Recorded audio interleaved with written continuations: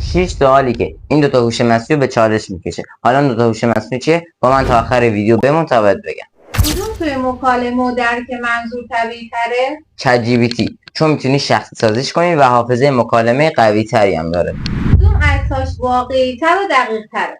جمینای، چون از ایمیجین استفاده میکنه جزئیات نور و بافت دقیق تر میسازه. کدوم توی ساخت ویدیو قوی تره؟ 100% جمینای، چون به مدل ویو وصله کیفیت ویدیوهای سینماییش بالاتره.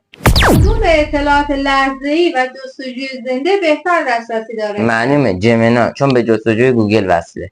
کدوم برای کدنویسی و حل مسئله فنی بهتره؟ چت جی پی تی، چون مدل های اسطوریش قدرت دیباگ کد بالاتری دارن.